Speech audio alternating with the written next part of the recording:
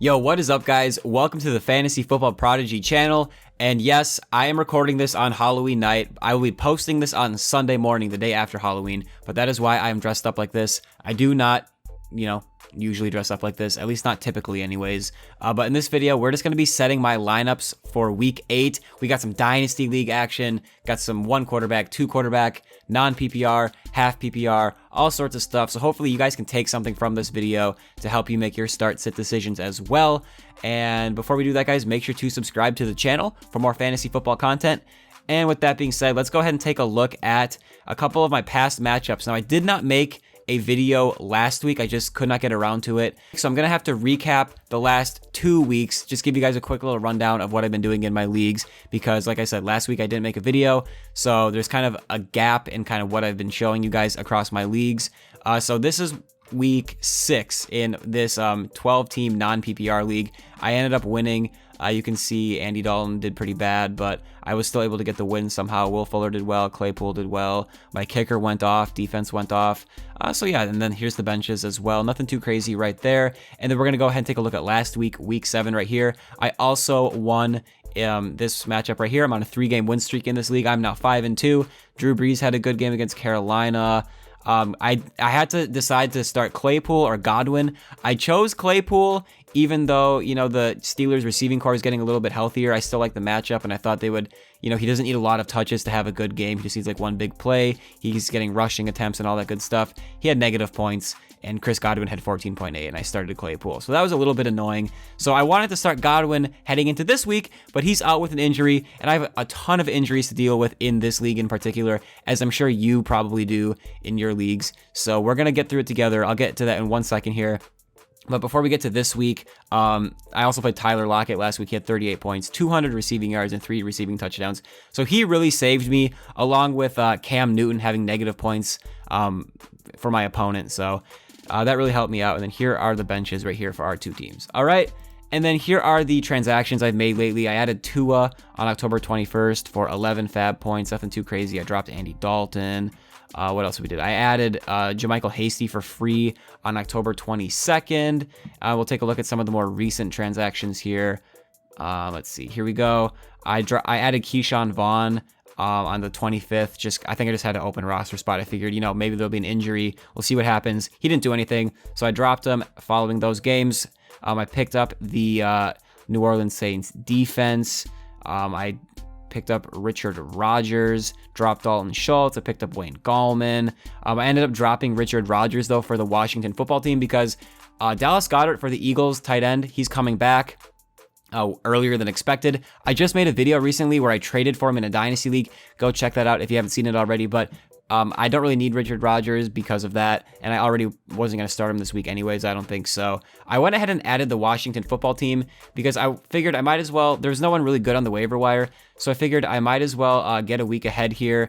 They are on bye currently, but next week they play the Giants, so instead of waiting for next week to pick up this team, since there's no one on the waiver wire and I don't need Richard Rodgers, I figured why not get a week ahead, save the fab, save the hassle, and just pick up a defense for next week. So that's just a pro tip for you guys as well. If you have that open roster spot, you can always look a week ahead and get ahead of the bidding war for a defense or any sort of player. And the Giants, conversely, are also probably a good defense to pick up because they're playing the Washington football team. So moving on to setting the lineups for this week. So this is what we got so far. We have a lot of tough matchups in this league and a lot of injuries. You look at my IR, we got McCaffrey on IR. He's only played 2 games this year. I traded for Mostert. He's been injured on and off all year. Zach Ertz is also injured, although when he was playing, he was pretty unproductive. Regardless of him actually being healthy. Chris Godwin is out this week. We got Will Fuller on bye. Chris Carson, he's a game time decision, so we got a lot to deal with. So we'll just kind of start from the top down. Quarterback, I'm starting Drew Brees at Chicago. I do not like this matchup at all, but there really is nothing on the waiver wire for me to pick up. I didn't really pick anyone up earlier in the week. I probably should have, because there were a few options like Jimmy Garoppolo I would have considered. But yeah, I'm just going to stick with Drew Brees. I don't want to start Tua against the Rams in his first start. So currently at running back, we're for sure starting David Montgomery. He's a good volume play. He probably won't go off, but he'll get us, a decent amount of points. And then currently I'm starting Justin Jackson and Jermichael Hasty.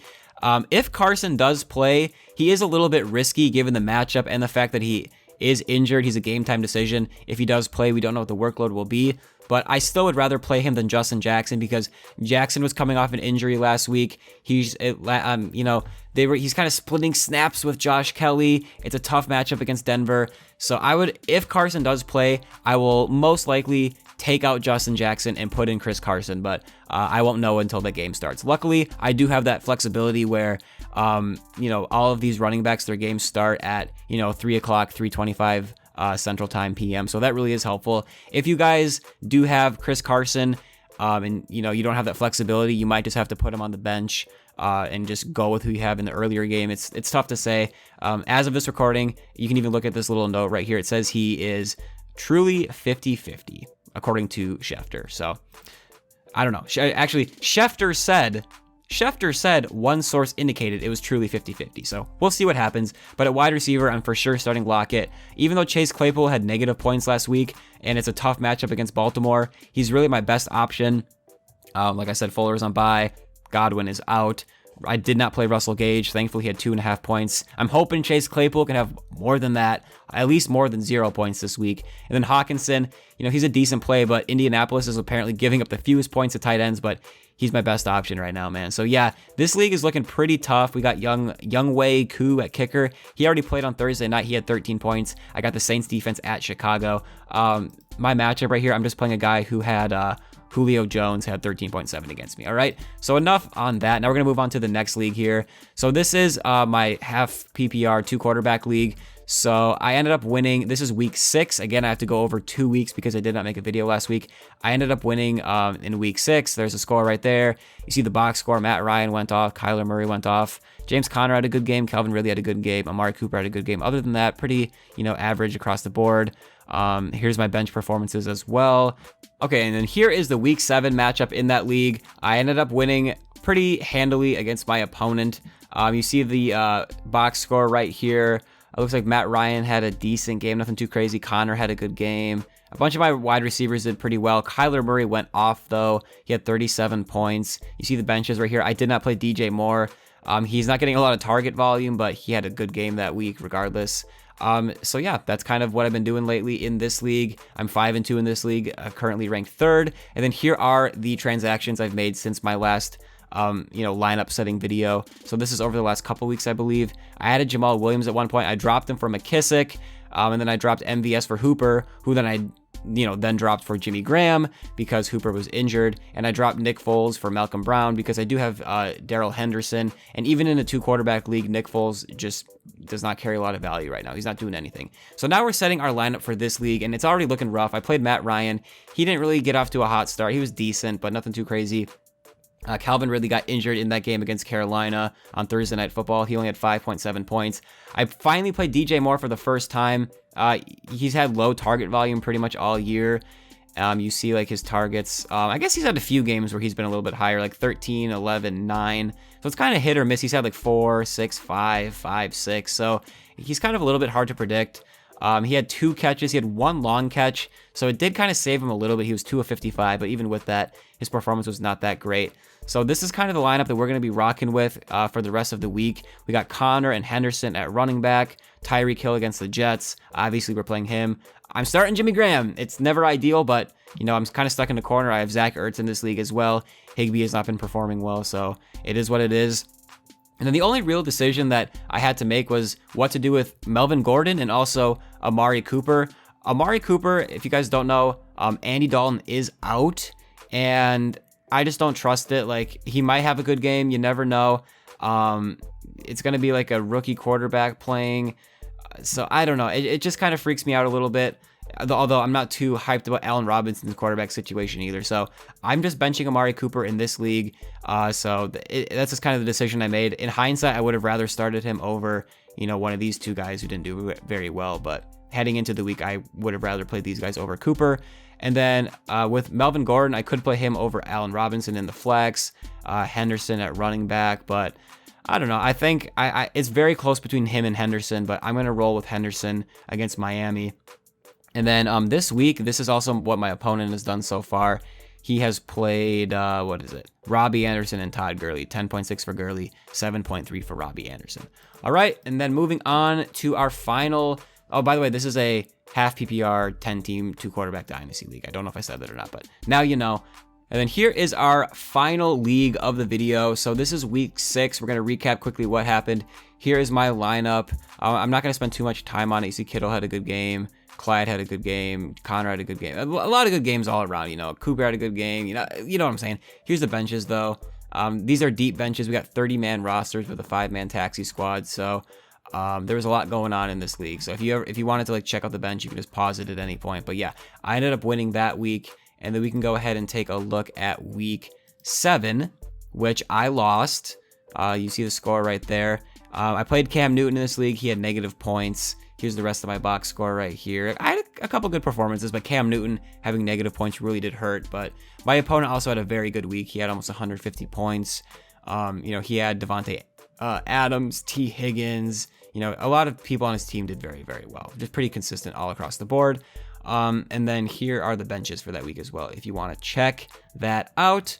All right, and then these are the transactions I have made lately. So let's see. I added Trey Burton right here for 27. He was once on my team. I dropped him. I re-added him. I can't remember when I dropped him. It was a while ago, but I just re-added him for 27. Again, this is a very deep league, so I bid 27 out of 200 fab points, and we have 200 fab points in all of these leagues. I don't know if I mentioned that. So any of the values you see, it was out of 200. So I added him again because he looked like he might have a role. And then I end up trading Kirk Cousins, Jerick McKinnon, and a third for Matt Ryan. So I was pretty happy with that trade.